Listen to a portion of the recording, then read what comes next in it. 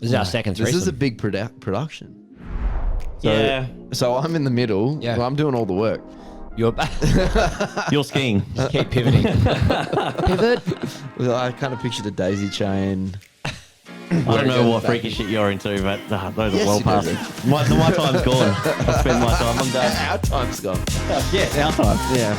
All right, we will jump straight into this. Give me a massive clap, please, my friend.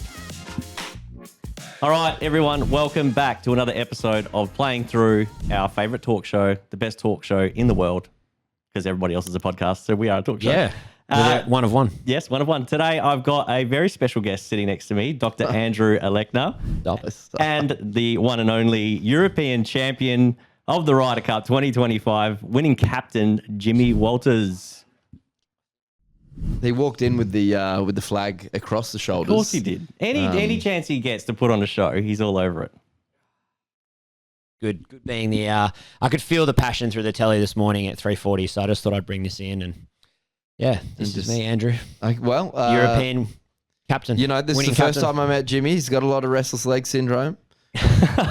You're screening him. Might be something to do with my back. No. When I met Jimmy today, I first met Rubes. He was more interested in cars, the gym, and kissing my housemate. So ended up marrying that housemate. Yeah. Should we tell the wedding story? Oh no, we're done with that. That's all right. No one wants to hear that. We want to. I want to hear. I haven't heard that story. So Jimmy, yeah. About probably, I think maybe like 3 days before the wedding, Vanessa rings me up. She goes, I'm panicking. I actually don't remember this story. Andrew, you have to fix Ruben's neck or there's not going to be a fucking wedding. Really? Okay. Yeah. Oh, in those exact words. Yeah. I can imagine. Yeah, I can imagine. So I guess Rubes was stressed out of his mind, had tweaked a bit of his neck, and yeah, I think I got a mention from in your speech for that. Yeah, because you're an all-round good bloke. Yeah, that's why. Yeah. So you must have got it right. Then 2 kids later, obviously, that wouldn't happen unless I fixed your neck. So no, because now I've got a bigger pain in the neck. Those 2 kids. Yeah. No, I love them. I'm not copping that. I'm not taking the blame for that one. Only credit. Unbelievable. All right, Andrew. Firstly, we need to say thank you for jumping on as a major event sponsor. You are the major event sponsor for upcoming Royal Fremantle. That's going to be an awesome round. Huge. And then the Gosnells Cup race final. That's not every day you get to play at Royal Freo. Especially as a guest. We're pretty fortunate in that sense. We got some pretty good connections. 60 in the field, I think. Yeah. Who's going to win? I think it's sold out.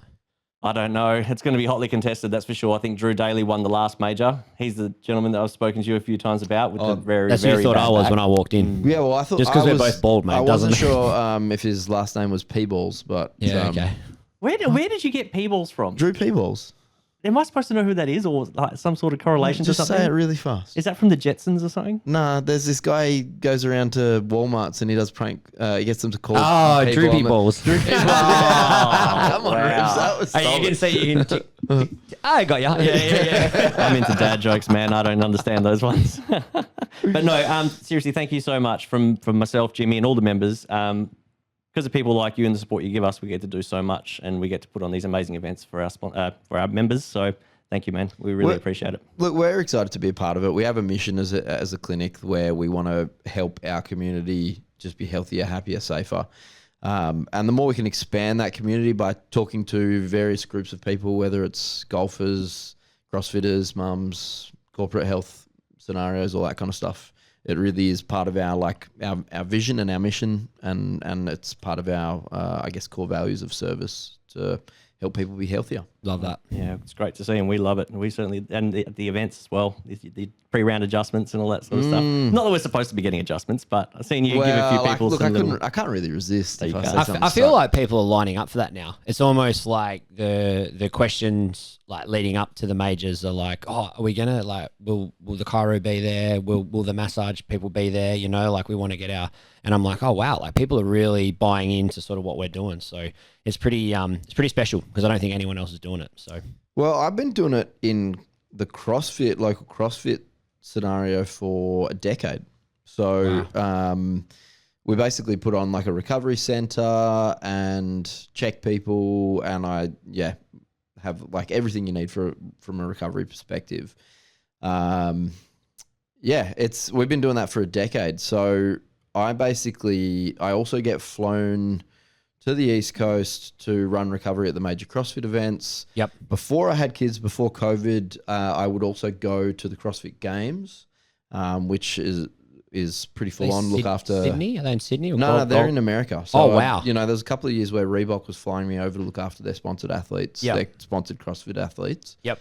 So, it's interesting when you start to push the conversation from, pain, which is why 95% of people, or not even 99% of people walk through our door. Yep. And you start talking about performance optimization, one bloke I could never get out of here as a golfer till he moved was Paul. Yeah. Paul Muse. He'd be like, can I come back tomorrow? I'm like, no, mate, just give it a day or so to just sort of settle in, let your body do its thing, let your body heal itself. And then, because I don't know if you know, but Paul's wife worked on my front desk. Estelle, yeah. Filthy about losing her on the front desk, by the way. Still filthy about it. Fantastic, from what I've heard. She's amazing. Paul, not so much, but Paul's good in his own space. and I love the guy, but and then I'd walk out reception, and he'd be sitting there with this with that grin that he little does. look. Yeah. I know. Yeah. He'd be like, I'm hey, back, bro, Yeah. can you adjust me? Yeah, he'd be like, Yeah. wasn't like 100% right on my swing. So you need to sort that out. And Honestly, but that guy, he got the difference between pain and performance optimization. he is one of those guys that a lot of people are just happy with the 99%. Yeah. He's like 99% is going to. I want to fixate on that 1%, and I want that 1% nutted, nailed. I want it to be the best thing that is the part of me that makes my golf amazing. Yeah. It's like no one else fixates on that, and he does. I feel now myself anyway, I'm not going, and I'm definitely due to come in here, and I do have some questions because I've got arthritis and I want to know. We can have a fun talk about it. Yeah, I know. Yeah, I want to. Yeah, I but hope before I've we got go enough into memory that, cards for this. it's for me now. Like I'm going to, and we've spoken about this before, but I go and see like Anthony and then other, like doing the saunas and the ice baths, like not because I get myself to a point where I'm like, oh my God, I'm so sore and I need to fix it. It's more just like maintenance now because I just like feeling good. I want to feel good all the time. Like I have big days on the mower or gardening or whatever, and I'll be like, oh, I'm a bit achy, but it's not to a point where you just go, I'm not going to do anything. I'm not going to do anything. I'm not going to do anything. Like it's not like going to the dentist basically. And then you got to get a root canal. And you're screwed. So for me, that I know that's where I'm at on my journey. So, and it sounds like what sort of you guys are trying to do here. I think best example I use with people is when do you want to service your car? Do you want to service your car before it breaks down? Yeah. Do you want to service your car when the check engine light's on but hasn't quite broken down yet? Yep. Or do you want to, stop it blowing up? But then I've got a patient who is a professional drag racer. Oh, wow. He's like a legend of the sport. John Zappia? Yeah, it is. Is it John Zappia? Really? Well, you have to cut that out, though. I can't tell you who it is. Doctor-patient confidentiality. Oh, yes. We'll mute that. But no. Yeah, you'll just have Only to the fastest man in the drag car, out. but yeah, you know who he is. But, he's basically constantly tinkering with his cars, right? Because he's looking at performance optimization. And so I guess that really shows the different degrees of how you do it. Yeah.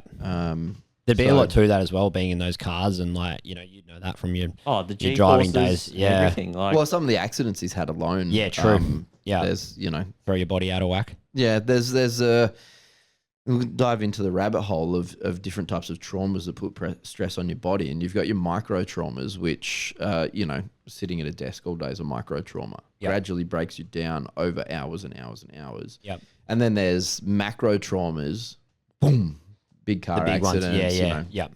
falling off an electric skateboard. I've done that. Well, we've got plenty to talk about. Before we go into all that, I want to get to know a bit more about you as a person. Now, I know you obviously personally, but the people out there watching don't know you. Jimmy doesn't know you from a bar of soap other than meeting you tonight. So you're not originally from WA, are you? No, I was born in Melbourne, moved up to Sydney when I was about 6 months old, which I think my parents are wild for doing that because I wouldn't want to move with a 6-month-old interstate. And then moved over here just before my 23rd birthday and have been here ever since. So I remember the first time I got a job where I had a half-hour drive and people were like over here and they're like, oh my God, what are you doing driving half an hour? And I was like, are you kidding? Like my previous work was hour on the train. A half-hour drive's fantastic. And now I live 7 minutes from the clinic and I still think that's too long. So I'm definitely integrated into Perth. Yeah. Yeah, definitely. I feel the same way. I'm in crew blood workshops in O'Connor. The car doesn't even get warm. By the time you get and it's the worst in winter because you want the heater to kick in, and it's just as you pull up to the car park, the heater kicks in. Just enough time to do a dad joke. I've got one for you tonight. Don't worry, and it's Cairo related. Oh shit! I got a couple of them. Good. Oh, we can all do one if you like. Yeah, we'll throw them out there. Now you grew up with Aussie rules and cricket, I believe. Yeah, they were my I guess my first loves. They're still like love my footy.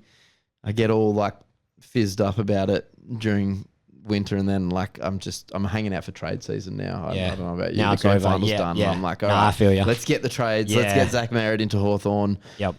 Zach Merritt to Hawthorn. Zach Is that Merritt to happening? Hawthorn. Yeah, That's yeah. definitely happening. Okay. Ruben over here is a Freo, like definitely didn't hear it half-assed. Oh, he knows. Half-assed Freo supporter. Oh yeah, I go for him if they're going well, but if they're not going well, That's exactly I hate right. Freo. The only time you catch me in the gear is if they're in the finals. Sounds like a West Coast Yeah, supporter. yeah, I know. Yeah. So what made you go for Hawks? So I only found out the answer, the long answer to that recently, but basically my dad goes for the Hawks. When he was a kid, his favourite player was named Robert Day in the Sandful, because my dad was in Adelaide, moved across to the Hawks. And so my dad just adopted the Hawks as a VFL team. Robert Day is Will Day. Will Day's dad. I was just about to say, there's got to be that grandfather. Yeah. Okay, yep. So there you go. Wild. There you go. Wild indeed.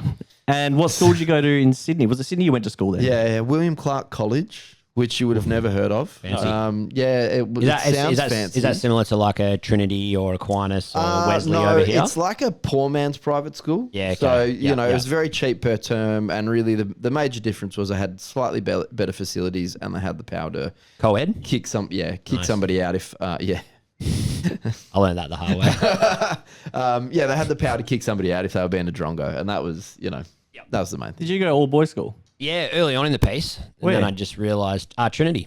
Oh. Yep. Went to Trinity. So, Hit puberty and went, this is unacceptable. well, I went early, like year 4 to year 7, then did year 8, and I realised I was like, fuck, I don't even know what I'm meant to do with a woman. So I thought I better get out of here and try and figure it out.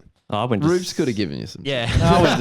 I went Maybe to, baby Bailey Smith can. I went to City Boxing Champions. So good old CBC Fremantle. Oh, CBC. I was Yeah. like, what? You know what? People, like, it's funny. I'm getting asked more now that, like, my girls are starting, you're starting to look at the point where you got to put them into high schools and stuff. And we're starting to entertain the idea of putting them in co-ed, non-co-ed, whatever. So we're looking at Kennedy at the moment. But I've had parents asking me, because they know that I went to all boys, like, what was it like as a student? And like the real answer for me was I was so much more focused because you didn't have the distraction of females, right? But we had John Curtin. We had John Curtin up the road. So all you were looking forward to was 3 p.m. Mum and dad would be like, the oh, bus. we'll organise to pick you up. No. I'll get the bus. Don't worry about that. And I'll get the late one. Yeah, and so you got all this time walking around Freo, and that's where my interaction with females came from. But Yep. Just as that far as- one glimpse of a girl at 3:15, you're like, Whoa. what do I do with it? it was funny though because we were all the same. We're all in the toilets, gelling our hair before we got in the bus and like walking You would out have there. used a lot of gel. Oh fuck yeah! Oh fuck yeah! You know, I used to buy like Did you have facial hair back then? not a Little bit. lot. No, not a Little, lot. back hair? little moustache. Hey? Do you have back hair back Oh mate, then? if I didn't shave parts of my body, I'd be able to connect hair from the top of my head to the tip of my toe. Yeah. Lucky your wife's a beauty therapist. Speaking of school, I want you to tell me about this photo and what that means. I'll put this You up know for what? everyone to see. Actually, that's not a school photo. What is that? This is back when I was raised quite religious. So I actually went door knocking. Yeah. Mate, okay, so for people that don't know, you're not religious. Not anymore. Let me look at this. I hope mum and dad don't say that. That I actually went on a Mormon mission door knocking for like 2 years before I left the church. Oh, I would have set my dog on you. So, we never had our dogs set on us, but we did get a fair bit of abuse. Honestly, that was 20 years ago. I can't remember what that. What's the symbol about? Because I was just scanning through your I think Facebook. it's about like, not stepping on people's toes. but were you in something? Was it like a seminar? What was it? Or were you telling Probably. people? We used to have to do like training for other missionaries and that kind of stuff. So yeah, You were the head missionary, weren't you? no, I wasn't. the head missionaries were in the office. I don't sit still very well. So, yeah, I'm definitely glad I don't have an office job now. I was trying to figure out what that meant. I was like, don't pee yourself. Don't. No, that's one foot stepping on another's. Don't step on people's toes. Right? Yeah. That's what you say. All right, let's go. You can have that. Let's go into your professional backstory. Chiropractic, was it something you wanted to do when you were in school? Like, we all in high school, we're like, I want to be a lawyer, I want to be a computer engineer, whatever you want to be. Was it something that in high school you were like, I'm going to be a chiropractor? No, definitely not. I mean, I first saw a chiropractor when I was 13, thanks to cricket. Really, cricket's got to be the least ergonomic sport. Golf's probably not far behind it. Like high speed unilateral or single sided rotation. Not great for this baby. Yeah. But yeah, so I actually, when I was in high school, I thought I wanted to be a vet. And then I did work experience at a vet and watched him put this old lady's blind and deaf dog down and thought, oh, I'm not doing that. Yeah, that's heavy. Yeah, so that's when I knew absolutely not. And then I thought, oh, maybe I want to do law. And as I finished year 12, my brother-in-law had a law degree and he said, do you like reading? I said, no. He said, don't do law then, because I read like 600 pages a day. I was like, okay. So I just worked and then I started to develop like, I guess, an understanding of that I wanted to help people. And through various things growing up, I started to realize people were like, oh, maybe you should be a doctor. And I started to realize, and we can dive into this. I didn't really like the medical paradigm of, drugs, surgery. Yep. But I'd also, obviously been to a chiropractor since I was 13. So I started to look into the philosophy and the I guess the backing behind that. And that's when I really started to consider it. Then I actually started dating a girl who was studying chiropractic over here. And that's what made me move over. I had acceptances at the other chiropractic school, so that's why I moved over here. And then...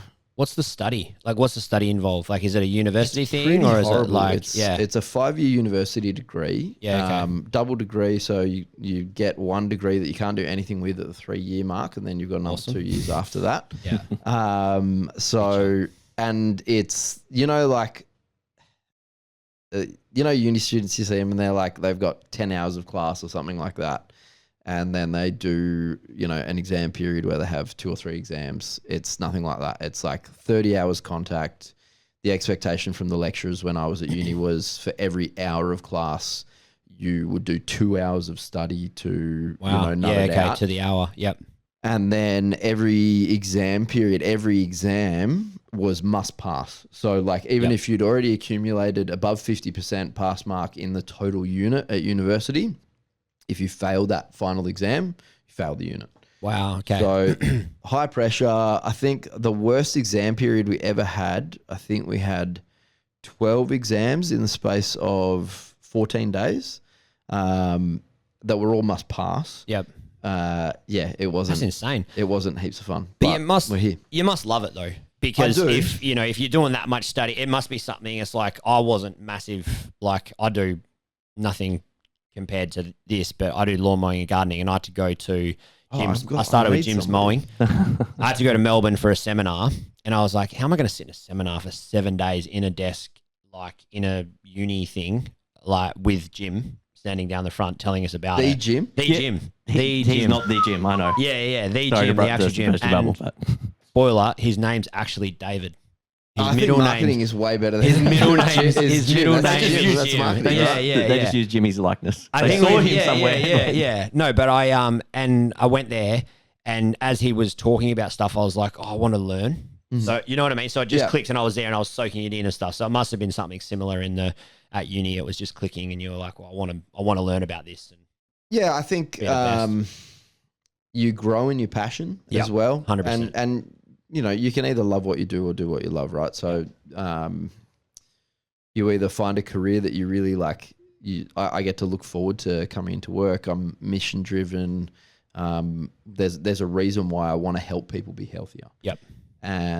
or you can say, well, like my driving force is my family, and so I go to work, because I To provide for them. provide for Yeah. my family, Yeah. So that's I guess the difference. I get to do both, which is pretty sick. Awesome. So you also studied clinical, what is it? Clinical biotherapy, isn't it? Biochemistry. Biochemistry. Sorry. So biochemistry is part of the chiropractic degree. Most people don't realize that. We actually have more contact hours in radiology than anyone except a radiologist whose whole job it is to analyze X-rays. We also do pharmacology, immunology, physiology. I remember sitting there in first year going, why am I learning about how a desert mouse keeps itself cool in the heat? Because we had so many subjects that were blended with the vets. So we do biochemistry, and then I hated it at uni because they didn't join the dots between this is the chemical reactions that occur in your body and this is what goes wrong and this is how you can help somebody with it. They just went, that's the chemical reactions. And then this is like the syndromes over here. Don't worry about them, but that's the chemical reactions, blah, blah, blah. So I actually did additional study. After I left university, I did applied kinesiology, which is a chiropractic technique that we use to... Kinesiology just means muscle test, right? So we use muscle tests to diagnose, well, not diagnose, but really nut out what we want to do and what we can help somebody with. And there's a chemical element to that where one of the three stresses, there's three stresses in life, right? Physical, which we talked about, you got micro, macro traumas, physical stress, right? Swinging a golf club, that'd be an example of a physical stress. Yep. Then you've got emotional stress. I don't like to touch that one. It's just not my specialty. It's not my vibe. I don't like it. I acknowledge that it's there. Yep, cool. And then the last one is chemical stress, which if you think about okay, chemical stress, what do you mean? You have a big night on the cans, that's chemical stress. Alcohol's a neurotoxin. I don't know. Your dog licks you on your face and you get a parasite, that's a chemical stress. Okay. You spray glyphosate, that's a chemical stress. Do you want to dive in? Do you use glyphosate? Yes. Might want to stop doing that. Okay. I wear a mask. No. Okay. Rabbit hole coming. Okay, all right. Here we Let's go. start. So glyphosate is a great chemical stress. When I say great, I mean it's not great. The patent holder for that has paid out, I think, over $400 million in lawsuits and compensation in the US. Yep. In particular, proven to cause non-Hodgkin's lymphoma. There's a whole bunch of other stuff that they speculate that it's involved with. Yep. But in particular, non-Hodgkin's lymphoma, that one they have proved in court and to the point where they paid out $400 million US on that. So would I have to be spraying it every day or? I mean, I think it's one of those things where you go,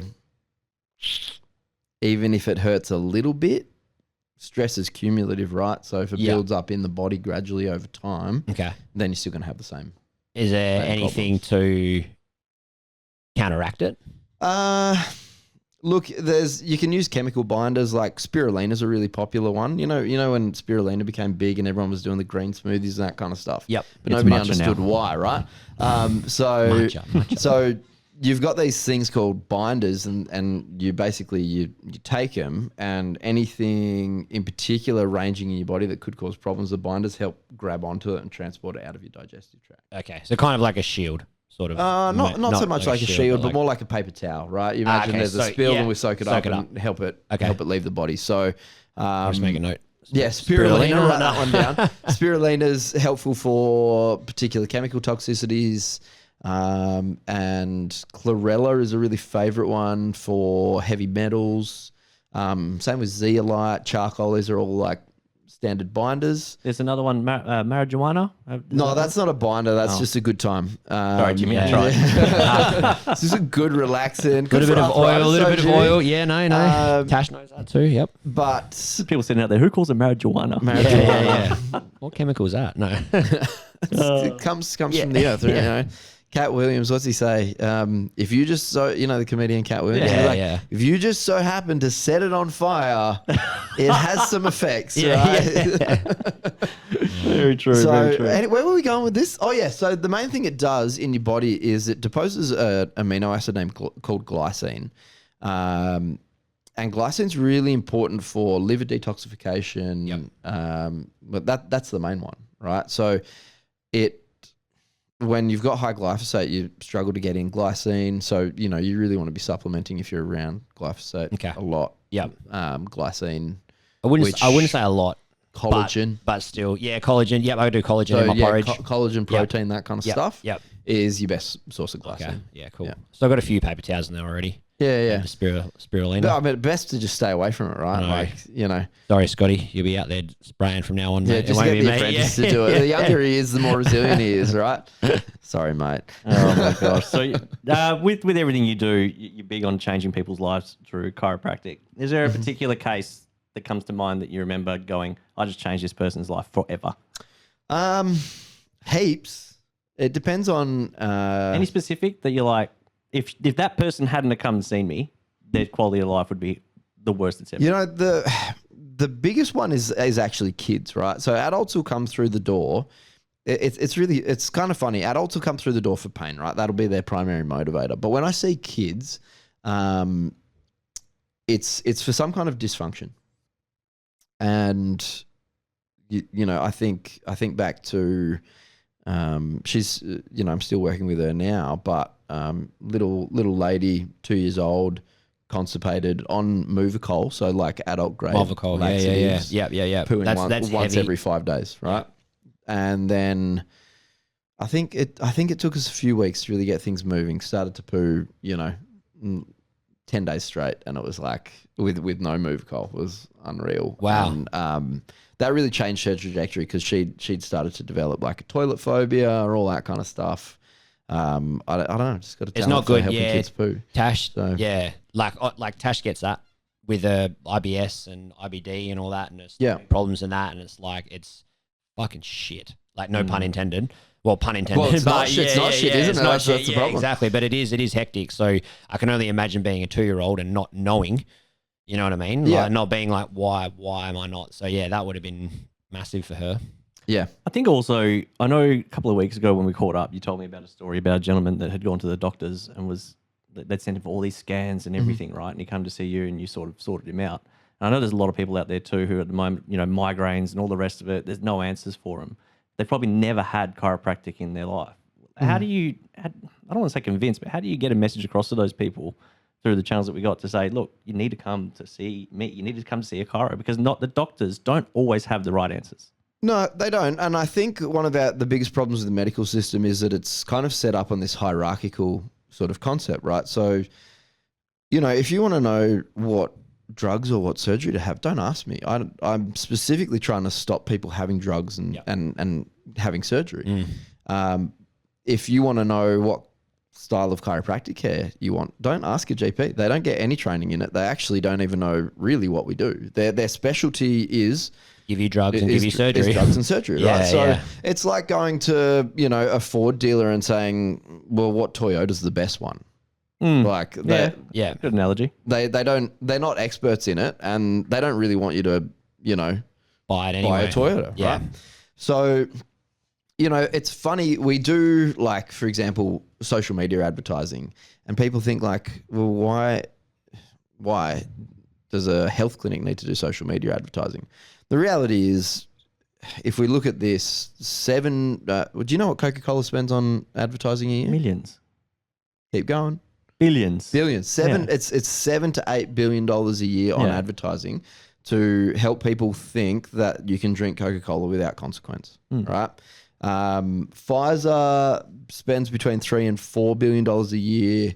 That's just one pharmaceutical company. There's 26 or 27 in operation in Australia, who all donate to both political parties, by the way. Yeah. Anyway, let's not go down that rabbit hole. But, Don't fire me up about that shit right now. well, I can wind you up, Jimmy. Let's save it for later. I think I got enough batteries for tonight. So, if I'm not doing my part to put the chiropractic paradigm, the concepts of chiropractic forward, which are that your body's designed to be healthy and it should be healthy, and it's stress that and so it's 3 stresses: physical, chemical, and emotional stress that stop you from being healthy. I mean, is that such a hard concept to believe? Like, so if I'm not putting that paradigm forward, trying to get that word out there, then we're like perpetually losing ground. And that's why if you go to the Bureau of Statistics and you look up, okay, well, how healthy is Australia? You'll find that 80% of adults have a long-term problem, which is defined as more than 6 months, and 50% of adults have a chronic problem, which is defined as 12 months or longer. Yep. Right? Well, you probably fall into that category, Jimmy. Yep. And here's the scary part is that kids are at 45% on that chronic scale. So not only are the adults getting sicker, but the kids in Australia are getting more and more sick. There's a quote that we often use in our seminars from the study from the CDC that basically said that for the first time ever in the history of man, children born since the year 2000 are not expected to live as long as their parents. Now, that's just someone's opinion based on the data, but it's pretty scary for an epidemiologist to even have that opinion. Yeah. Because have you got kids? No kids. Rubes has got kids. I got kids born after the year 2000. You know what really freaked me out is I said that in a seminar, and I said who's got kids in the year 2000? And I looked at one of the people in the seminar, and they're an adult. And they were like, I was born after the year 2000. And I was like, holy shit, it's 2025. Yep. You might. Yeah, true. But then as well, it's like, yeah, that's actually pretty scary, hey? Yeah. Especially being a parent. So, yeah, so there's adults walking around now that are not expected to live as long as, you know, their parents. Yep. Which is wild. Kids. Yeah. Yeah. Yep. So, yeah, that's... Did I even answer your question? All right. Yeah, okay, good. Can we I delve... forgot to turn it off battery and put it on mains power. Can we delve into... What have you got on that run list there? I really want to delve into There's my... plenty. Yeah. Don't worry, we're going to touch on everything. What I want to touch on too, we got a lot of small business owners within TGC as well. And you started this business on your own? Well, yeah, my wife and I, she's Well, definitely you're one unit, so together. She's definitely the details of the organisation. Not sitting still well means not having a predisposition for paperwork. So I do work to employ people that are good at paperwork so that I can just focus on what I'm good at. Which is, you know, for the small business owners out there, that's actually probably the biggest tip is if you can employ somebody to do a better job on an aspect of your business than you for less money than you can earn in an hour, then employ them. What I stick to and what I try and do, every person I try and hire, I give them every opportunity to climb a corporate ladder or climb a ladder. And it doesn't matter what business they're in. But my mantra is I want to teach you, or I want to hire you to be the best version of not just yourself, but of me. I want you to be a better me. So take my role and take my role. Like, be me one day and be better than me. I want to learn from you. So it's like trying to find people that will have that can-do attitude, that willingness to want to work and not just take home a paycheck. I know it's hard, but It is hard. It is very hard to find those people.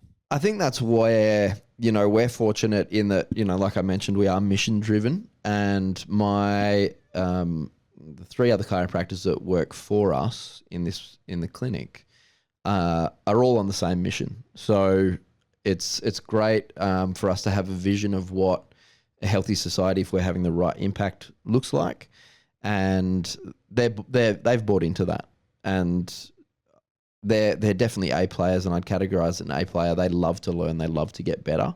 A B player kind of will get better because they have to, or it's encouraged, and a C player will do the right thing when people are looking. So, you know, I love hiring A players. I'm always like looking for people that are A players, even if I don't have a role for them in the business. I'm like, I'm sure you're gold. I'm sure I can make this work somehow where I can have you, you know, involved. Yeah. So it's probably safe to say the biggest challenge that you've probably faced is staff.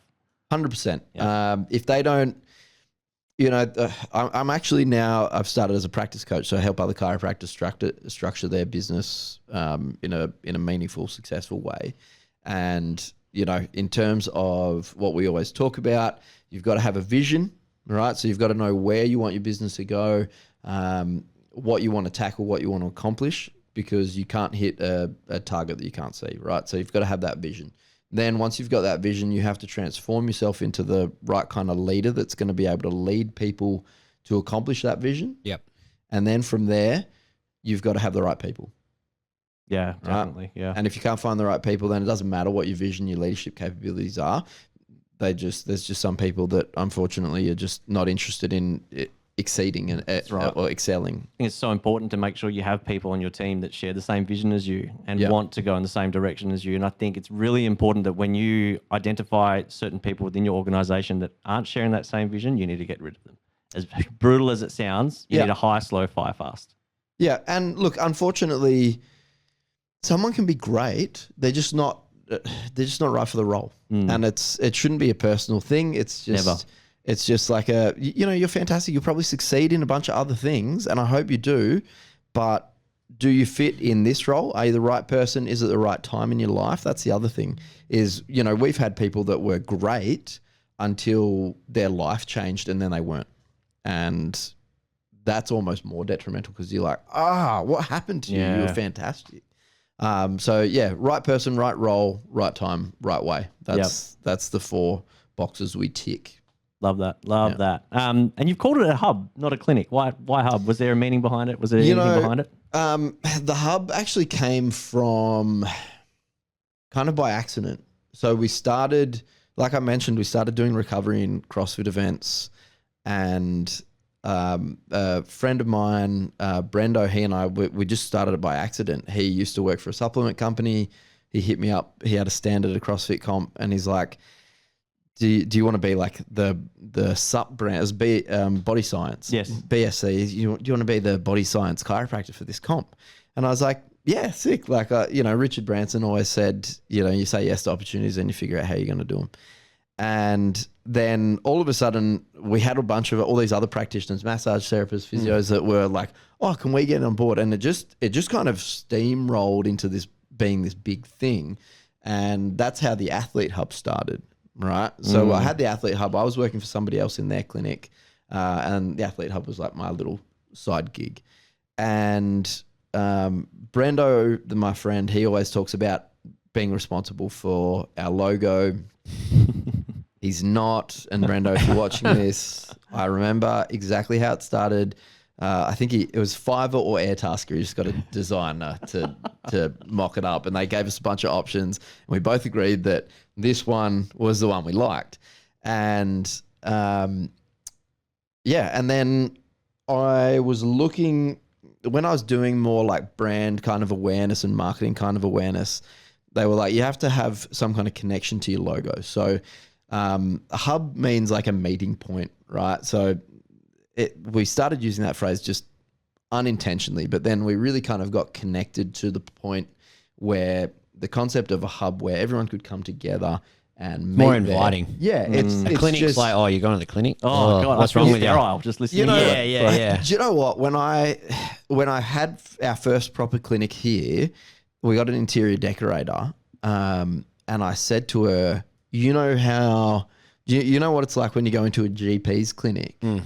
I want the opposite of that. Yeah. So, and I feel like that's a hub. It's a meeting point. It's like it's a place where everyone can come together, right? Yep. Now, in terms of that, we also have the Geneva Cross, which is that specific cross, same thing that they use for Red Cross, all that kind of stuff, which is the universe, or like it's the international symbol for like healing and health and that kind of stuff, right? So, so it makes sense that that's part of our logo. Then we've got 2 rings, which I took to mean, once I was breaking all of this symbolism down, that chiropractic's actually a done with you, not done for you thing, right? So we like to come alongside our patients and help them on their journey to health, but like I can't do it for you, right? So 2 rings, me and my patients working together, and a ring is a perpetual thing, right? Yep. Health is not a finish line thing. You don't cross the finish line and go, yeah, sick, I'm healthy, right? Like keeps going. Yeah, you don't. It's not like abs. It's the same thing. Like you cross the finish line and go, I've got abs. Cool, I can take the foot off the pedal. In 3 weeks, you don't have abs anymore. Do you know what I mean? I can attest. I can attest. So health is a perpetual journey. And one of the I guess while we're on this subject, people are like, oh, once you go to a chiropractor, you have to keep going to a chiropractor forever. you don't. Just like you don't have to keep eating healthy or keep going to the gym. But, you know, if you want to be healthy and fit, then guess what? You have to keep exercising. Yep. If you want good digestion and good energy, all that kind of stuff, then you have to keep eating healthy.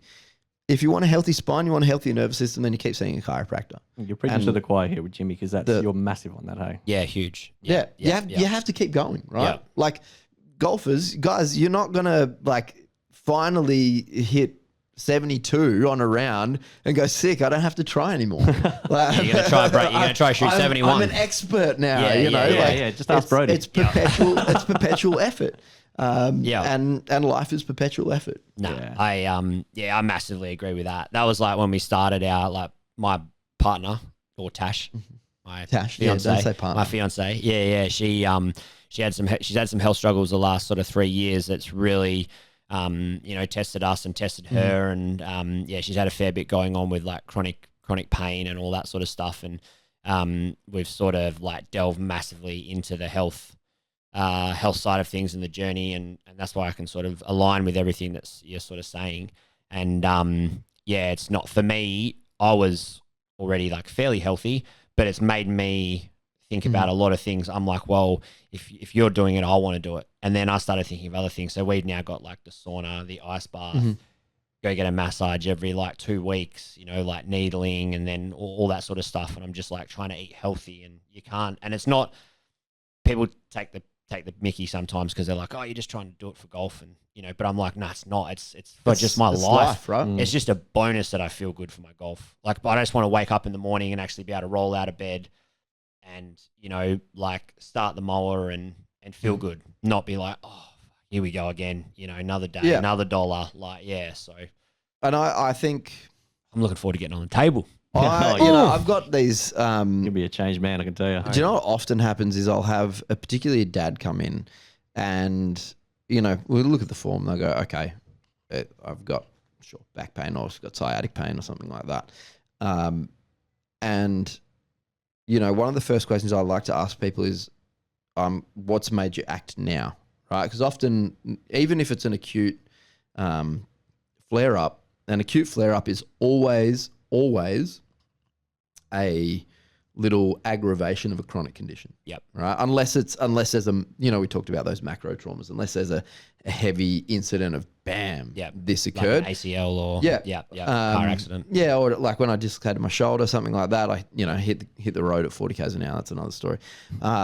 Those are those macro traumas, right? Unless there's an acute incident of that, any acute flare-up is always a sign of a longer-term problem that's been bubbling under the surface. Right? So then I'd be a good patient then, or an interesting patient, because I would be coming to you not with, I've got a few niggles, but it's not like they niggle all the time. Does that make sense? Better to jump on them now before they become a really big problem. Yeah, right? That's what I mean. So it would more be you just evaluating me and checking and being like, oh, like, how do you feel here? If we maybe slightly adjust this, or like, how would that work, I guess? Look, we're I guess to answer that question, we actually try and be extremely objective in our findings here, right? So, going back to what I was saying, the first thing I ask people is, what's made you act now? Yep. All right. Because underneath that is the motivating factor about why they've decided to come in. So I've got a bloke right now it's pretty scary. He's 27 and he's had sciatic pain for a decade. So you can imagine getting sciatic pain as a teenager. Yeah. And I've looked after his wife for a very long time. And we finally got him in. I said, what's made you you had 10 years of sciatic pain. What's the difference now? Yeah. Why now? They've just had a kid. He can't hold his kid for more than 5 minutes. Isn't that? Yeah, that's I would have been the motivating factor. Yeah, right? like, yeah. And I want to know what drives people and why they want to get healthier, because you have to understand that. You have to have that vision of why they want to get healthier, and they need to have that vision of why they want to get healthier. Yep. Otherwise, when things get difficult, humans are programmed to move away from difficulty, right? Yep. So if I say, okay, Jimmy, that's cool. I understand where you're at. I want to help you. This is what you're going to need to do to get that.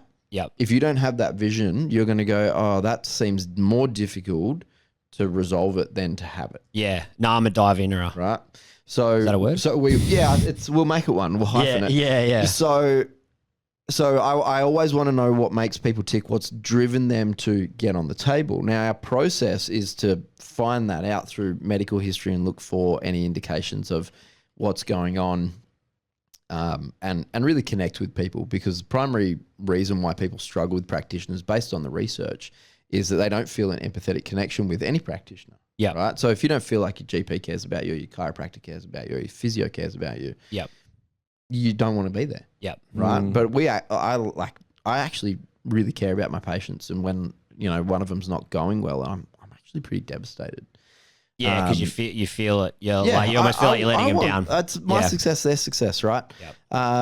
And one of our mottos here is like practice success through patient success, basically, right? Like, we're not interested in churning and burning people and racking up huge sums of cash and getting no results, right? Our primary results are that, our primary goal is that our patients get results and our community gets healthier, right? There's nothing wrong with having successful business around that. Yep. Right. You're not going to find an orthopedic surgeon that's struggling for money. Yep. No. So there's nothing wrong with having a successful business model while you're helping people.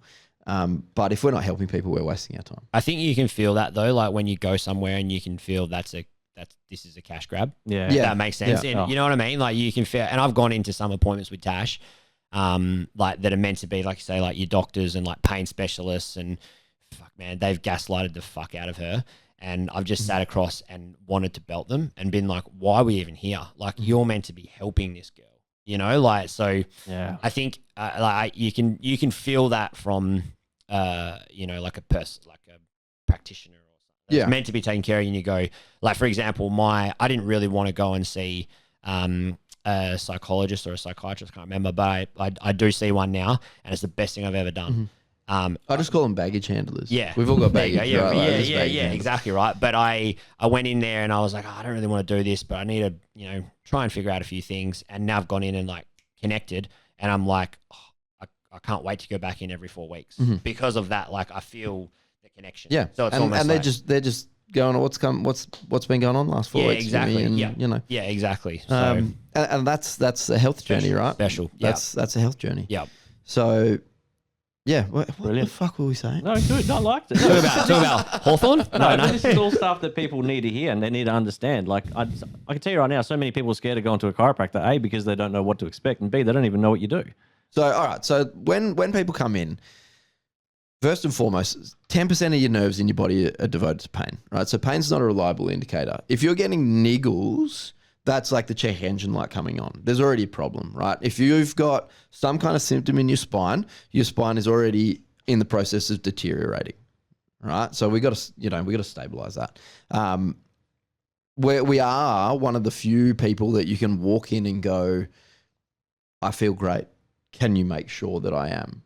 And we go, yeah, cool. We run an objective test here. Once we've got the medical history and figuring out what their goals are and where they want to go, we run a really thorough exam. 74 things that we test when they're on the table. I can punch it out in 4.5 minutes. I've done it that many times, but I like to take my time with people and really sort of get to know them and get a feel for where they're at. Then we also put them through, now we've actually added a couple of things this year, put them through a postural analysis app, which is really cool. Take a bunch of photos and it'll automatically it'll automatically assess their posture. We also integrated, it cost me a lot of money, but we integrated this really cool thing that I use in the States a lot, but it's not too commonly used in Australia. It's called Insight, and it's got 3 tests. One is HRV, which is one of the best sort of objective measures of generally how stressed somebody's nervous system is and how well they're adapting. It's basically shows whether or not their body can change gears under stress, which if you're healthy, you can change gears under stress. If you're not healthy, you just hang in stress dealing with perpetually, right? Eventually you shut down. So, every health tracker, like I wear an Aura ring. Every health tracker basically does HRV. So my Aura ring tests my heart rate variability, I think 50 times a minute it is. The Insight one tests 1,000 times a minute. So it's way more accurate. That's just one of the tests. The other one is postural SMG, so SEMG, sorry, surface EMG. So to basically put electrodes either side of the spine and test how well the postural muscles are balanced, whether one side's more stimulated than the other. Yeah, okay. That's a bit of a tricky test. Takes a bit of skill to do, even with the SMG paddle. And then the last one is thermography, which is really cool. We run like a little temperature sensor slowly up your spine. Any areas of acute inflammation typically go hot, right? So like it'll pick up a significant deviation towards heat. But the really interesting thing is if there's a chronic problem, high levels of scar tissue, it usually deviates downwards. So you usually go colder around those areas. So that lets us objectively look at people and whether it hurts or not, do a better job of knowing how long they've had a problem, which is essential to know how we're going to get them out of the problem. And it also helps us really like educate them on it's not just pain that's the big issue, right? Because you can have, I say this to people, it freaks them out, but what does stage 2 cancer feel like? Yeah. Nothing. Doesn't feel like anything, right? No. What does 2 days before a heart attack feel like? Normal day. Normal day, right? So, so if we only base our like health on what hurts and what's symptomatically screaming at us, we're already in the shit before we know there's a problem. Yeah. Right? So, like I said, most people come in for some kind of pain, but I want to push past that and go to more of a holistic look at their health and help them, not just performance optimization, but help them live more healthier, happier lives. So would you say it's more about teaching people to stop being so reactive with their health and probably 100%. take more of like a maintenance sort of approach to it? Like maintain your health, maintain your body, and your health is so much more than just your physical health. Like you said, the central nervous system runs down your spine, right? The most important part of your body runs down your spine, yet you never get it checked. Yeah, it's pretty wild. People they go, oh, like chiropractors crack backs. So they don't really understand why we crack backs. For starters, we don't like saying it's crack backs. What we're actually working on primarily is your nervous system. You can't really separate the structure of your spine and your spinal cord. And your spine's primary job is to be like a suit of armor around your spinal cord, right? So without that, you can imagine like any small bump would be, paraplegic, right? That's the whole point of your spine. But when your spine's not healthy, it starts to impede on the function of your nervous system, and your nervous system runs everything, right? Yeah. Chain reaction, right? So can you, look, you've used a lot of big words tonight. Even for me, I'm sitting there going. I haven't used that many. Trust me, for me, you have. So for the people that are sitting out there, probably a bit like me, like, can you just put it into a simple explanation for me? Like, explain how just a simple niggle in your lower back could have such a massive effect on something like, could be your knee, could be your shoulder, it could even be your grip when you're gripping a golf club. Grip's a really fun one, right? So that's nerve flow from the lower neck. So chiropractors, we look for this thing called subluxation. Rubes, you've spilt your can, by the way. Oh, sugar. I got some paper towel over there. Always cleaning up. Can't take me anywhere. It's all right. No. There's no electrics here. If I die, I'm in the right place as a doctor in the house. Jimmy, it's all right. I don't want to do that. I don't want to help with that. I don't want to give you mouth to mouth. Not again. So chiropractors look for this thing called subluxation. Now, there's always this big argument about, what is it? Where does it look like? Basically, it's a part of your spine that isn't functioning properly. Originally, we had this picture that it was, like out of place and it was directly putting pressure on the nerve. That's not what happens. But if a part of your spine is not moving properly or it's not sitting in the right fashion, it's biomechanically altered in its function, then it puts increased pressure on the disc, right? That could be where your restless legs are coming from.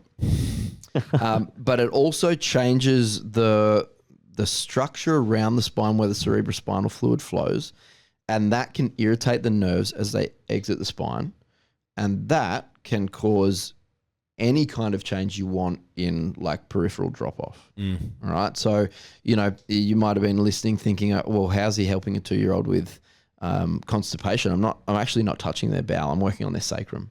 And her backstory was she had hip dysplasia, and she had to wear one of those hip dysplasia braces for like 2 months, which obviously, 9 months, I think, That's when irritated. you're born, hey? When you're Yeah. born to keep them in place, yeah. And that's obviously irritated her sacrum pre-hip dysplasia or pre-brace, no problems with pooing. Post-brace, problems with pooing because the sacrum's all jammed up, nerves are irritated there. Yeah. They feed through to the bowel, right? Bowel's not functioning properly. I'm so intrigued. Conversely, had another guy who I've looked after for ages Told you. since he was born. Yeah, I He's know. like 20 months old. And I was seeing his parents and they brought him in with them. And they're like, oh, we've been in hospital for him. And I was like, why? And he's like, he's limping. Like, 20-month-old limping is kind of a big deal. His foot's turned out when he's walking.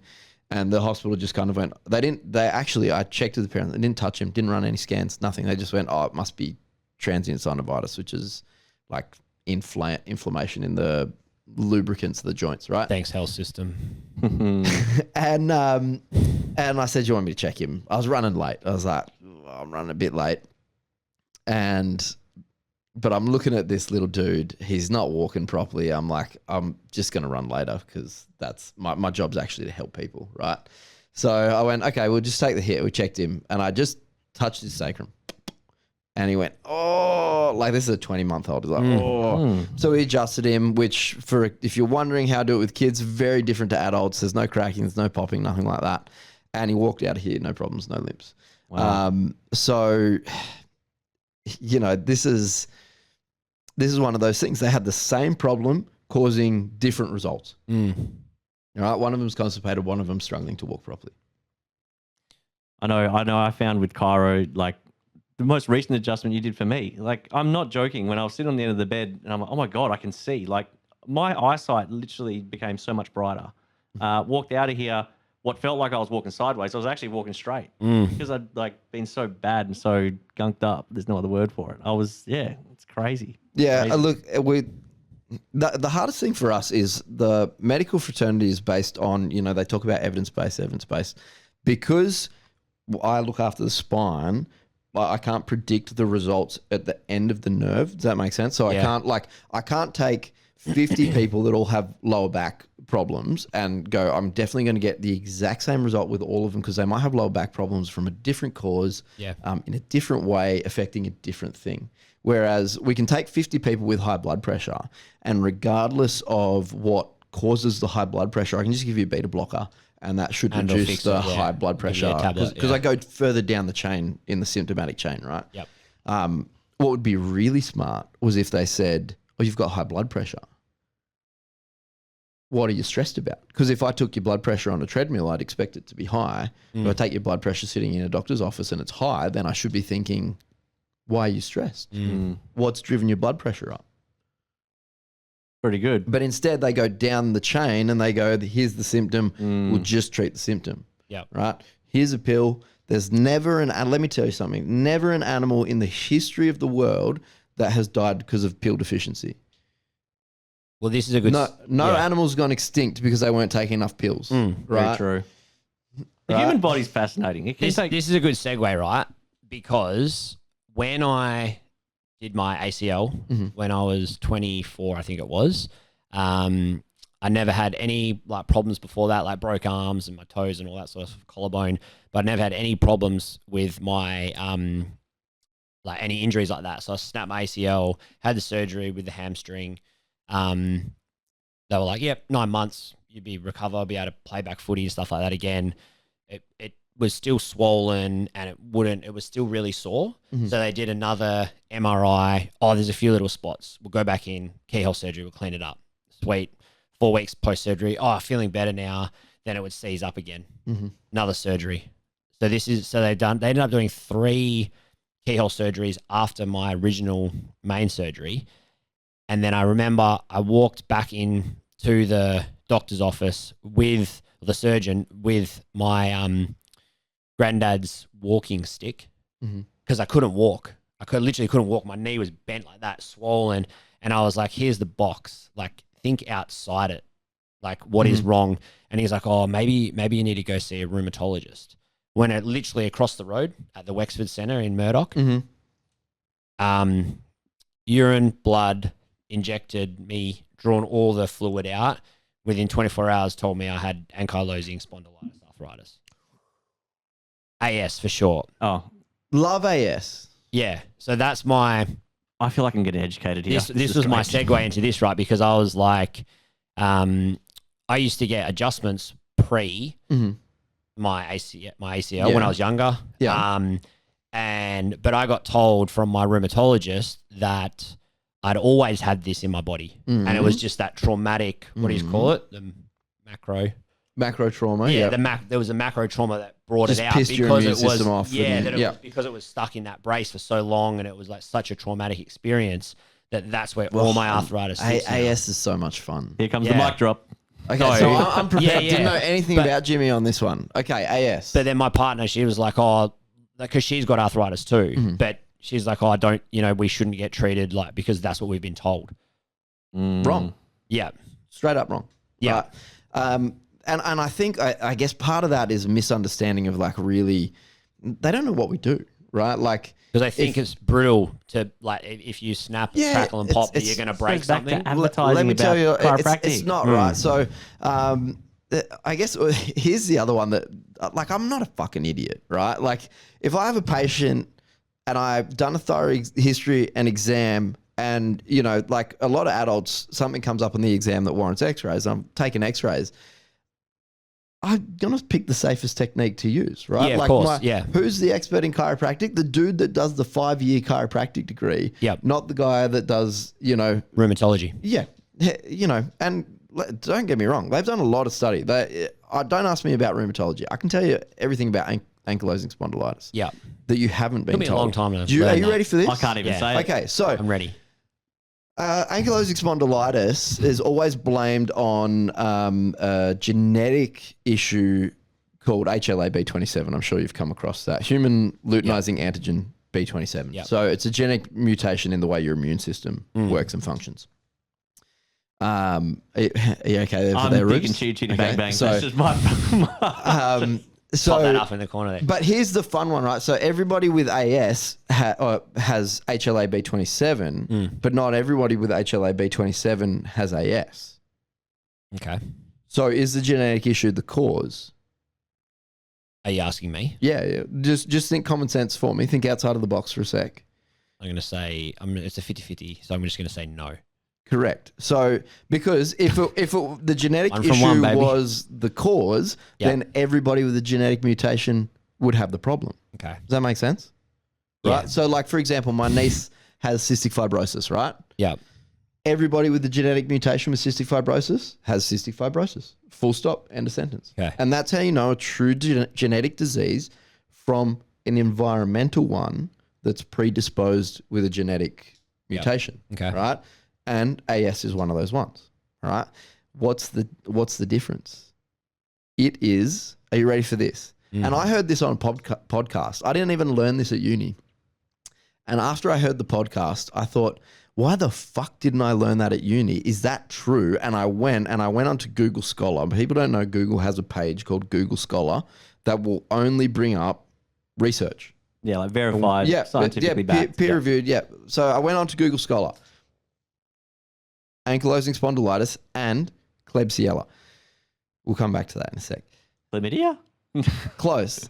And bam, paper after paper on the association and causation of AS and Klebsiella, which is a gut bacteria. And when you have an overgrowth of that bacteria, it triggers HLA-B27 into a reactive response, and that leads to AS. So it's something to do with what I'm eating in my gut. Yeah, now here's the fun part.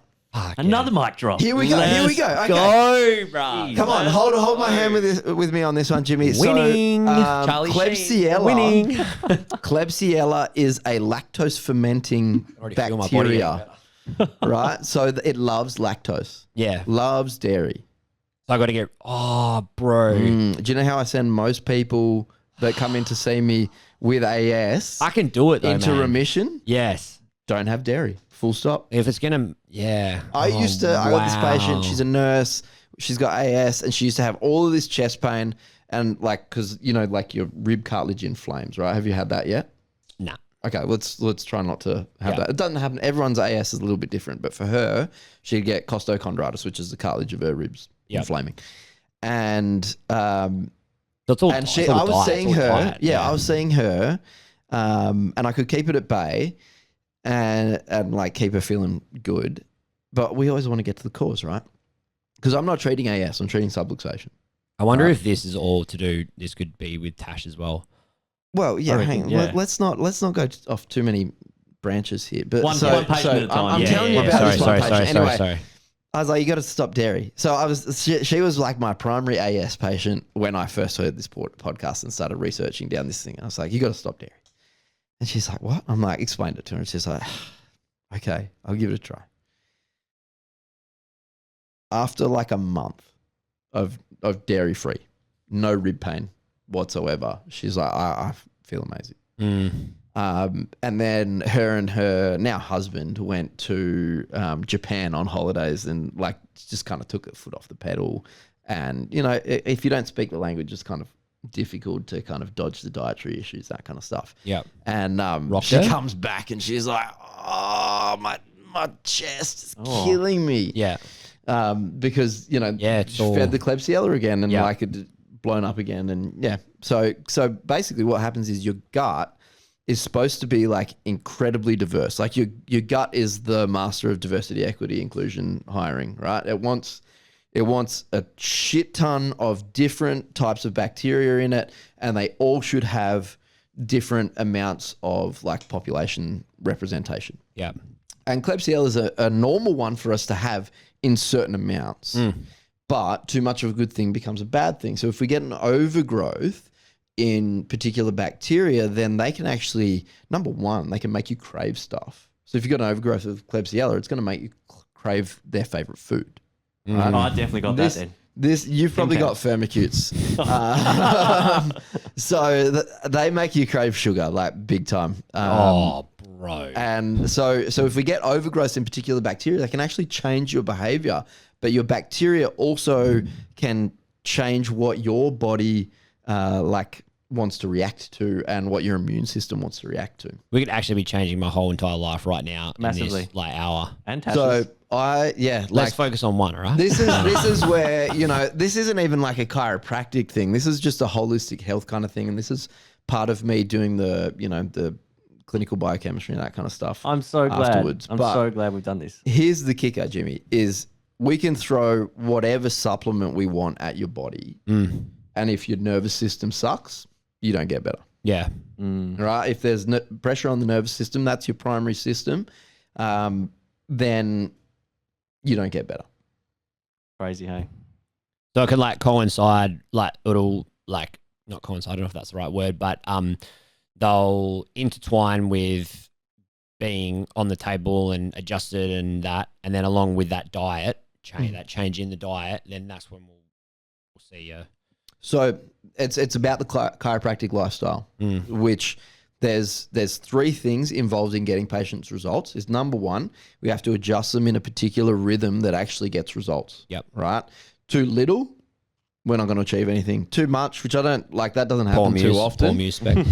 But He can yeah, handle like it. if you don't let your body actually heal, if you keep scab picking, it doesn't get better either. Yeah. So there's a particular rhythm that actually gets results. It's no different to the concept of needing to go to the gym. You want to do you want to grow your biceps. Doing arm curls once a month's not gonna do shit, right? Yep. Like you get a pump for an hour. Yep. There's 220 ligaments in the spine, right? So when you did your ACL, they say, 4 months for it to be like stable enough for you to walk around on. Yep. And Sooner even. Like, I know I was rehabbing the shit out of it. And 6 months you can start running in a straight line. Yep. And by 12 months you can go back on the footy field. Yeah. Right? 4 ligaments in the knee. Yep. 220 in the spine. Yep. I don't have a magic wand where I can tap it once and it's perfect. Especially if you've screwed it up perpetually over time, right? Yep. What we have to do is find the rhythm that actually gets it to heal and change. Yep. But then once we've found that rhythm and we chart that rhythm based on like our exam's all about like figuring out what you're going to need to actually heal. Yep. We have to teach you to break your bad habits. So reduce the stress and pressure on your body and add in good ones. Right? And that's what we call the three-legged stool. And we haven't had a patient do the three-legged stool where they've stuck to the right rhythm of adjustments have actually listened to our advice where they've reduced the stress and pressure on their body. And That's with diet. That's with diet. Yep. Diet, Yep. moving well. Yep. So eating well, moving well, thinking well, the Yep. three things. Eating well, moving Yep. well, thinking well, always. And then, you know, so like changing that and adding in the good stuff and not get results. Phenomenal. I've learnt so bloody much tonight. Like my brain, I can feel the heat coming off it. So we're going to do a second episode there. I think we need to. Like we've gone over time, which is fine. I just don't know if the batteries are going to last in the cameras, but we'll keep going. I've got 2 questions I want to ask you, and then we'll start wrapping this up. What separates a maintenance adjustment from a performance adjustment? Look, maintenance, you know, I'll have people come in and they'll go, I want maintenance. I go, okay, you're not good, so I'm not doing a maintenance adjustment because that's just maintaining shit, right? Like we don't maintain shit in our practice. But the primary, I guess the primary difference is really frequency, right? Maintenance people are typically looking to avoid pain points, which is fine. You're still not allowing much deterioration in your spine. Optimization though, like performance optimization, picture Paul going, you know what, this wasn't quite perfect and I want to make sure that my nervous system is bang on, right? So when I go to a CrossFit competition, there are some people that want optimization, so they'll actually see me after every event. Yeah. So they go, they do an event, put stress on their body. I'm there to support them. I remove their stress with an adjustment so they can go out into the next event in good shape, right? There are other people that just kind of go, okay, end of the day so that I'm not sore tomorrow. And I guess the difference is different outcomes. Yeah. Okay. Would you say weekly events, weekly adjustments? Weekly, Or it's a particular person. So here's the other one. I'll tell you another story. I'll try and keep it concise because we've already gone over time. But I was sitting in the waiting room at another chiropractor waiting to get adjusted. And there was another chiropractor in there who, he was like 70. He's one of the OGs in Perth. And I said to him, Doug, you know, because you'd always hear these miracle stories from like old chiropractors. Oh, this person, they couldn't get pregnant and then they started seeing a chiropractor and they got pregnant. Oh, honestly, like, and, you know, crazy stuff. And I said to him, Doug, I don't feel like I'm getting any of those. What am I doing wrong? I think I'd been out maybe like 3 or 4 years out of uni. Then he goes, you know, I noticed that they started to slow down in the early 2000s for me too, because the stress people are under is so much more significant than it used to be. All right. And just look, everybody watching is going to go, yeah, it is. Like you think about, we're on devices permanently. We're sitting down all the time. The like 24-hour news cycle is just bombarding us with emotional stress. There's 650,000 man-made chemicals now that we don't, do we have any long-term safety studies on them? No. Like the stress that people are under now is way, even if we look at like 2019 to now, pre-COVID versus post-COVID, the stress people are under, it's mental, crazy, right? So how well can people hold an adjustment now? Once upon a time, a maintenance adjustment used to look like every month, right? Nowadays, I find that people who are like really stretching it out, they're kind of going from pain to pain because the stress is so high. Right? Maintenance adjustment now usually looks 2-3 weeks. Yeah, okay. So fortnightly. Wellness, we'd say like wellness or optimization, we'd say weekly. Yep. But that is only after we've done like a corrective. Got you ready. right? Yeah, got you on your path. Yeah. And obviously, a lot of people might not know, but it's all covered under their health insurance and all that sort of stuff. If they've got a good health insurance. Okay. So it's got to be, okay. Yeah. I mean, look, we're a nationally registered health provider. We're what's called a primary practitioner. So like you don't need a referral for us. You can walk in. We are capable of making our own and legally allowed to make our own diagnosis. That's good. Because we're a primary care practitioner. Yeah. Can you prescribe medication? No, and I wouldn't if I could. Okay. Because you hate medication. I haven't had a painkiller since 2012. Love that. And I've done some shit since then, like dislocated my shoulder, tore my patella tendon. Here's the funny one is when I dislocated my shoulder, they were like, "Oh, here's tramadol." I was like, "Don't worry about it," and they're like, "Why?" And I'm like, "I'm not going to take fucking tramadol." Tramadol, anyone watching, is the #1 prescription painkiller that causes death. What? Yeah. So it's usually tramadol plus alcohol.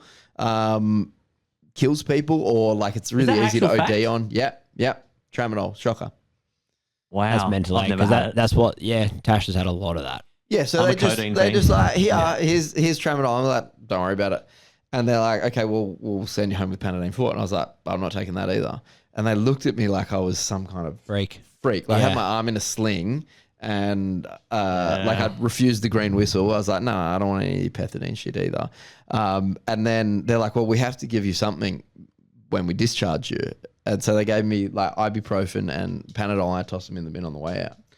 I can tell that this conversation is not going to end in here. I've seen Jimmy lean in a few times when you've mentioned a few things, so he's very, very invested in what you've got to say. I So- know I've learned a lot. Holy hell, you know a lot of shit, man. Yeah, I got a lot of shit in there. Yeah, but it's like you can recite it like boom. It's Yeah, I mean, it's fascinating.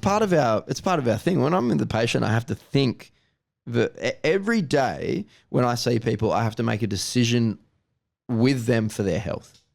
All right, it's like, you know, people talk about decision fatigue. I typically will see patients. I work 5 days a week. Only one of those days I will see patients morning and afternoon because I have to manage my like decision making abilities on people. I have to assess their spine, see what needs to be adjusted. You know, maintain my energy so that I can give a good like energy transfer. You know, when you see somebody and they suck the life out of you, you go to a GP and you're just like, why am I here? Like, I don't want to approach my patients with poor energy. So I want to maintain my energy. I also need to look after my physical capacity because adjusting people is actually like, it's tough on your body. Yep. Ironically, like it's not ergonomically friendly. So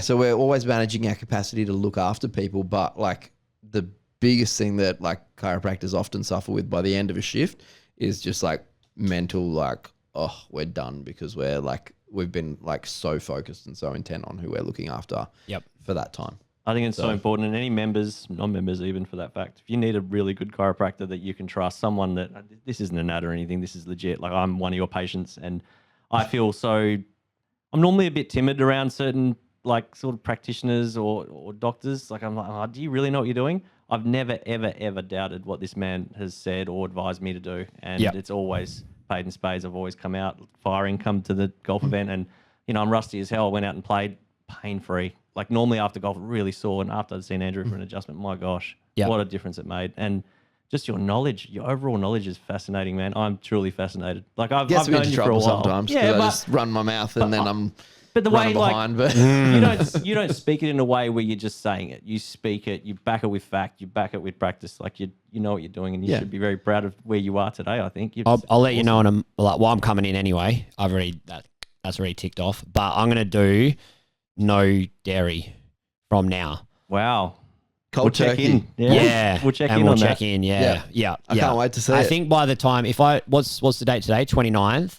So if we're going to do a live podcast down in Southern Swing. Yep.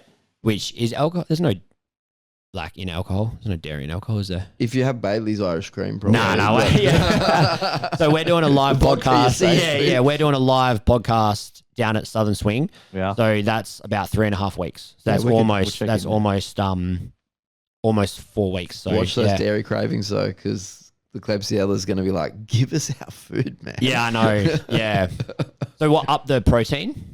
Yeah, I think, up the protein, reduce the starchy carb. Yeah. And, if you really want to get after it, there's a particular herb that we stock here that I put a few patients on that. Cool. Yeah. All right. Amazing. We'll talk Now, about that just after. before I switch these We talk batteries, about some golf. We're going to talk about some golf. We are. Some golf. Okay, let's We'll go get for a to little bit golf. longer, but just before we do, I'm going to pause the podcast. I'm going to change batteries in this. But before we do, a lot of people, especially me, I know I've asked you a few times this question, but a lot of people always have it on their minds. Why do chiros and physios hate each other? Well, I don't hate them at all. In general, why? Why is there this divide between them? I think there's just this us versus them kind of mentality that just doesn't need to exist. Like the last thing I would want to do is rehab your knee. I hate that stuff. I'm not remotely interested in it. And there's a physio just across the way, Raw Physio. And I'm just like, just don't worry about it. Go see Jack. Like, I don't want to deal with that. So it's just, I think it comes from a scarcity mindset where obviously people want to be able to provide for their family while doing what they do, right?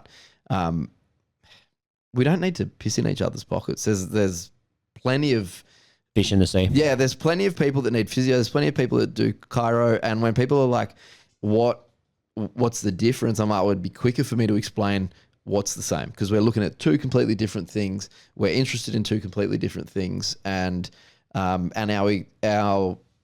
I used to date a physio. Do you remember that? Oh, I don't know. a long time ago. Was that when you were in uni? Yeah. Yeah. Oh, yeah. I remember. She was fantastic. Yeah. But like, what we learned is two completely different things. Like, Could have been a powerhouse. yeah, just Christina's way better though. Christina, you're way better. you know what I'm with who I'm supposed to be. But That's right. Oh, look at you. You lovely man. I do. So yeah, it's one of those things where there's like this perceived hatred. I've got physio friends, and I'm just like, yeah, sick. I hope they're doing great. Oh, that's People great. ask me, have you got a good physio? I'm like, yeah, there's one here, there's one here. Where are you? I'll tee you up. If you It's good that really you need like a that. physio, I'll send you to a physio. No, good on you. And if I've got a patient in here and I check him and I do the exam and I'm like, this is not a chiropractic problem. Hand pass them I out. think that's really important for people to know, because I know sometimes, especially people go to a physio and they're like, no, don't go to the chiro. You come to me. You know what? I think you got a practitioner that says to you, don't go and see another practitioner. Don't go see that practitioner. They're full of shit. Yeah. Because, like, I don't care if you Google what I said, like, or whatever. I say it because, like, our one of our highest core values here is integrity. We can be proud of everything that we say to people. We can be proud of what we do, and we do it, with genuine intention that we're being honest and truthful. And if, like, go home and Google Klebsiella and ankylosing spondylitis. I don't need to. Super but if- fragilistic. If you see, if you see a practitioner and they're like, oh, don't Google this and don't go and see anyone else, they're full of shit. Like 100%. I love that. You make me want to work for you. Do you want to? I'm player? I'm going to quickly change these batteries and we'll be right back. All right, I'm going to the toilet. At your peril. Okay. Recording. We're back. Can you give me a clap, please, Jimmy?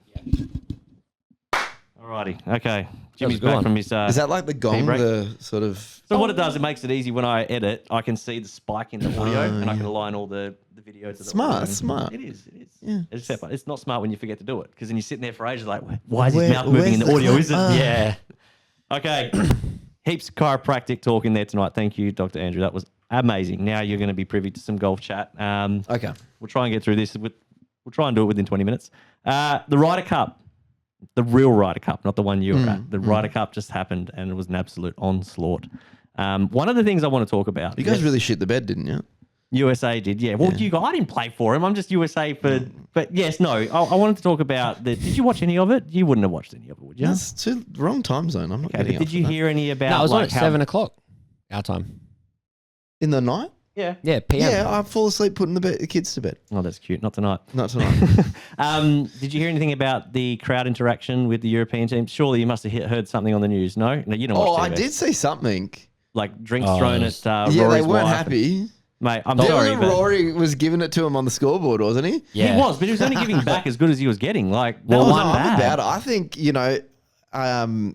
with AFL players giving the finger and getting fined and stuff, I'm like, mate, if you're copping abuse from a fan, Mate, give I- it to him. Like, From what I heard and read, the things that were getting said to him, and like when you start picking on someone's physical appearance, like people were picking on Shane Lowry's weight, like that. You're no longer supporting the event or the players in it. That's pure disrespect.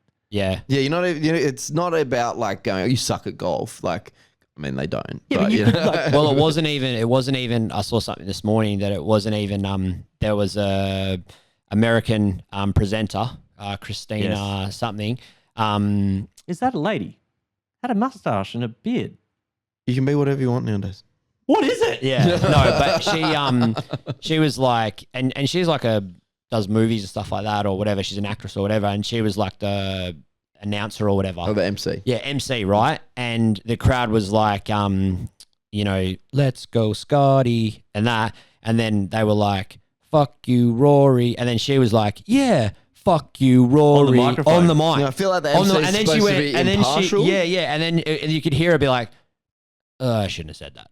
And it was like, yeah, so she banned, like, fucking, like, flicked straight away. Like, yeah, just so. I just feel like a lot of those people were there for the wrong reasons, and I don't know if they were there for a drunken party or whatever. And Happy Gilmore style. yeah, but I think people will start blaming Liv for introducing that into golf. Liv has introduced a completely different dynamic, and you can't blame Liv for bringing a party atmosphere to golf because it's what it's needed. It's needed to be less stiff. But Yeah. Rory made a really good point. The supporters were out there ripping into Rory the whole day. And he said, they ripped into me more than they supported Scotty. He goes, I heard more chants of people chanting to rip into Rory than they did supporting Scotty Scheffler. Yeah. Well, they were going at him at one point, talking in the back. And I can understand heckling and all that sort of stuff. But when someone's trying to take their shot, like that's when you know in golf, you just go quiet for that 5-10 seconds. And he was about to do it, and he turned around and he was like, "Shut the fuck up, guys! Shut the fuck up!" And then you know what the best thing was? He stiffed it to 3 foot. I know. And it was just like, man, that's unbelievable clutchness and like elite. I love that. And I wasn't a. He shouldn't be going through that as a professional athlete. I don't know how like their concentration levels must be like next level, because if someone was screaming like that in my ear, I wouldn't be hitting the ball with the golf club. I'd be hitting them with it. Like I wouldn't. Their post. My old boss, he used to, if your shadow moved when he was teeing off. Oh my, no, not one of those. I'm turn sorry. around and give you like daggers. Yeah. I'm sorry. I've played with people where a bird flaps its wings, and the guy's like, "Oh, I've got to back off that one." I'm like, mate, any excuse, yeah. I'm more like if people are talking, continue to talk. Just consistency. Don't be like, oh yeah, by the way, because then I'm like, mate, you know what I mean? So just if keep they talking. Been going, fuck you, Rory, fuck you, Rory. Just keep going. All good. Nah, it was so bad, man. Yeah, it was terrible. Embarrassing it for would be America. I'm sorry, but that's purely that. Just takes disrespect to a whole new level, man. That was disgusting to watch. I couldn't actually. The audio was actually really good this year. You could hear the conversations. You could hear people talking in the crowd. Yeah. And you could pick up exactly what they were saying. And I'm like, oh my God. That just reflect how like divisive the world's become though. Is like it's always like an us versus them. There can't be a like, wow, Rory's really fucking crushing it. So I appreciate his golf. It's got to be like a, you know. Nah, they didn't. There's all these things that have come out now from like American athletes who have said like, oh, now why is it like one country versus a whole continent and stuff like that? And it's like, because your country's 10 times the size of that continent. You do the numbers on it, and they've got like 200 million golfers, and they've got like 20 million or something, like 80% more or whatever. Excuse. Yeah, and then they're like, oh, Victor Hovland, there's a rule if you have an injury, he had a sore neck, so he had to withdraw. Should have seen a chiropractor. Yeah, he should have. Good segue. Tiger Woods, mad chiropractic fan. Oh, there we go. Yeah, there you go. But it's good enough for Tiger. They have an envelope, and it's been a rule forever since it started that the opposition will put a player's name in the envelope. They'll open it up. Whoever that was, it was Harris English on the day. He didn't play, and their match just automatically gets halved. That's bullshit. Because you could use that to your advantage if you needed to halve. Like, say it was the last game and it was No, matter. you can't. It has to go in before you tee off. It's still tactical. Has to be in before you tee off. Element to it. Yeah. No, I don't think so, because they were already up by so much. So it didn't matter. Oh, but that's what That's what they were trying to say. Oh, well, you know, that half a point made such a difference. But in 1991, America did it and won with it, with an actual half a point. So it's like, it's just sour grapes, man. You love these double standards. It's sour, yeah. Oh, man, I don't want to fire up too much about this, but I will fire up because being a European captain, you know, fuck you, man. I'll take that on the I'll take that on the chin. I'm actually embarrassed. Like I said this before. Like I'm kind of. It's going to sound weird, but I'm actually embarrassed to suit up next year. Yep. Because the way they carried on, as much as we're nothing to those people, we're representing what they sort of are through our own channel. Yeah, it makes you feel a bit icky. It does, because now like I've got that USA cap. I kind of don't want to wear it because people will be like, "Oh, American, like you're a loser." Yeah, typical Yank. No, yeah, I'm actually supporting my golf collective Ryder Cup team. Yeah, we know it's our group though, but right now it's so fresh, so it's like, thanks, America. I'm sure it'll simmer down. Yeah. I don't know. You're not that big, mate. You're not that big. You know what I found? After this podcast. Yeah, true. What I found really interesting was in the post-match conference, Rory was like, one thing I can promise you is in 2027 in Ireland, you won't get that sort of... No, God no. They will be respectful to the Americans. And I hope that they are. And I hope they're so noisy and cheering on the European team that America don't even get a nod. You know what I mean? I know that sounds bad, but they need to learn a lesson. This is how you support your athletes. Shane Lowry said the same thing. He was getting interviewed just after he made that winning putt to retain it. And he was just like almost in tears, obviously, because it's such a big moment. But he was like, yeah, he goes, they were like, oh, how's it going to be when you're in your home in 2 years? You're in because it's in Ireland, when you're in your home country. And he was like, nothing like this. Nah. And then boop, that was it. Then it stopped. And I was like, wow, Did it's you a see- powerful It must statement. have been happening. Something, Yeah, it's a something that came afterwards. powerful statement. Cut Eh? the feed, cut the feed. Yeah. No, Did he just you, walked away. But You see the sniper rifles? yeah, for Trump, That was what, did you see it? There was snipers everywhere all over the course. yeah, because he flew in on day one. And then they brought out a list of things you weren't allowed to have on the day. No It's tablets, no laptops. It's no, a wild world out there. Far out, man. I would actually feel if I was a player, I'd be like, don't bring him here. Like, there's people with guns that'll be here. No. Yeah, this is dangerous. Yeah, I would actually feel, if I was in the crowd, I'd be Yeah, like, that's because we're Australian. oh, We go, Yeah. I don't want guns. Over there, it's normal. Yeah. Yeah. I don't get it. But like, wasn't just a small sniper rifle. That thing was the size of us. And the guys just stand there like, cool. It's like, hang on, what if that guy has a mental episode and decides, you know what, I'm going to kill everyone? Actually, a side note, just quickly, this has nothing to do with golf, but speaking of guns, there was a 13-year-old at an American school, at a high school. He disarmed another kid, like took the gun apart, disarmed it, and then took it to a teacher, and he got expelled. What? Because he was meant to apparently come to that teacher before he went and did all that. Oh, what And a say, joke. and I was like, Could have been too late. yeah, there's a huge GoFundMe now for him. Like, What a it's, joke. What I think fuck? people What are the getting upset fuck? in life about the wrong stuff. Yeah. Like, Yeah, clearly, right?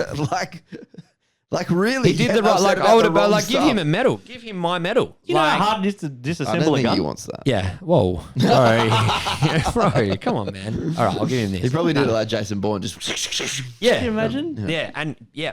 This is Scotty like Mark showed me on Wahlberg thing. in Shooter, you know, when he did like disarm. But then I'll be Yeah. like, oh, that's his Second Amendment rights, Oh, whatever. yeah. Yeah. Right, I I can't. don't want to get us in trouble, so I won't comment too further on that. Got a huge run of events coming up. Royal Freo Major, like we touched on. Southern Swing coming up. That's going to be awesome. Yep. Lots of information coming out about that. By the time this comes out, the handicapping should be turned back on. Golf Connect will be live. Golf Link is no more. Golf Link has been shut off forever. So Bye-bye. your Golf Link number. The most important thing to take from all that, your Golf Link number, whatever it is right now, stays there forever. That's now your driver's license number. So whether Yep. you change clubs or not, or whatever, that number you have now, that's your number forever. Okay. So you don't have to worry about that. Your handicap will get adjusted. They're saying it could get adjusted 0.5 either up or down. They're going and changing all the PCC values back until the 1st of 2023. So that probably doesn't make a lot of sense to a lot of people. But if you see your handicap get adjusted, that's why. And your Golf Link number will not change. Hope it goes down. Hope mine goes up. All right. We'll close out. Do you have a quote you want to do for this one? Yeah, I got my. You want to do my grateful? Do your segment? grateful. Yeah, Yeah, yeah, let's cool. go. So I do like a segment. I love that. Grateful. Yeah, like so it's either one or two things. We'll just go one. Something that you're grateful for. You can start with yourself. Something that you're Something that grateful I'm for grateful this week. for this Or week. just in general. Yeah, You know just in what? The long weekend, I actually had some like really nice moments with my daughter this afternoon. I was doing a little workout in the home gym and had some bangers on. Yeah. And I was like, "Do you want to dance with me?" She's only 2. She like held her hands. We danced around the little gym, and it was. And then between sets, between every set, she's like, Let's dance. "Yeah, Yeah, and, yeah. and So you know, Core memories. I wouldn't have got to do that if it wasn't a long weekend. Yeah. That's so good. Yeah. I Love that. those moments. Yeah. My grateful is knowing people like you, to be honest, because had I not have met you, I got to be honest, I probably never would have had an adjustment in my life because I'm one of the reactive people and I probably Probably change that, Rubes. Yeah, but I think I've since changed to a degree. I'll blame poor time management on not having the time to look after myself, but I'm well aware of it. But yeah, no, people like you who do what you do, love what you do, and there's so much more to it than just a paycheck at the end of it or anything like that. Or what you do is I think it's truly magical. It's an art form, man. Like the words you said tonight, I'm gonna have to go back through this, editing it, going what. I might have to put it down the bottom, like this is what that word means, because I guarantee I there's didn't people out talk there too that much have shit no tonight. idea, no idea. But yeah, Jimmy, what about you, mate? Mine's happened just tonight. Realizing, I was going to say yourself, but I'm going to wrap it all up into one. Just golf collective in general. For me, I'm grateful for because I've been able to meet people, like yourself, and then just to hear all that knowledge. And I think we spoke about before, like how did you get through uni?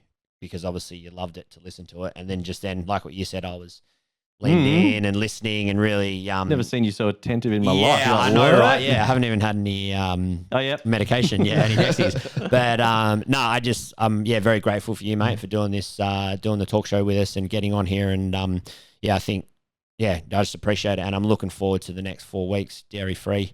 And coming in and getting some adjustments and seeing what happens, and I can be a bit of a testimonial. So yeah, that'd be good for people to follow. You. Looking forward to grateful, very grateful. Yeah, and I'm really looking forward to being able to help some golfers. Just what did we say? Play golf till they die. That's right. Without, That's right.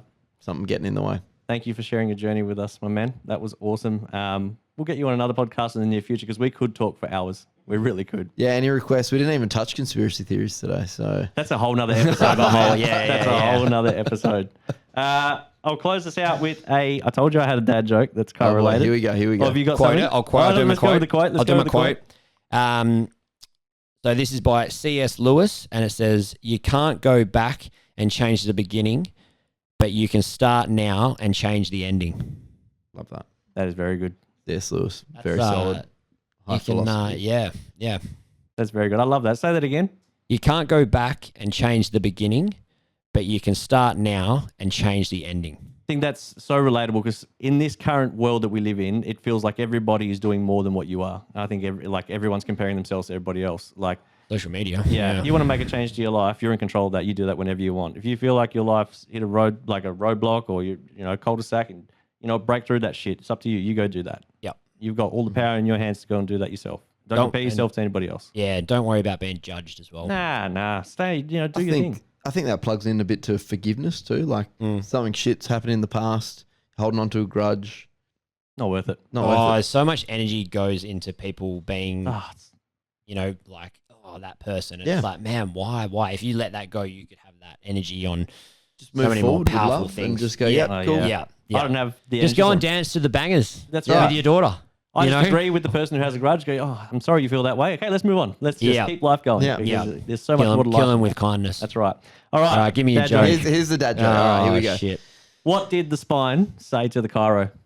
Oh. Come on. If you don't get this right, it's embarrassing. Well, I am a dad, but what did the spine say to the chiro? Crack. You cracked me up. Let's get cracking. You cracked me up. Hey, we were close. Thanks for tuning in. Thank you, Dr. Andrew. Thank you, Jimmy. We've got Lewis Meldrum and Hugo White coming up in an episode. We've got the Southern Swing Live coming up. Liam and Bredders, so the Wiz and Bredders will be jumping on an episode. Yep. It's going to be great. But thank you for tuning in. And stay on the fairways, stay clean, and we'll see you on the next one. Peace. Thanks, Get on the table. Get right in front of us.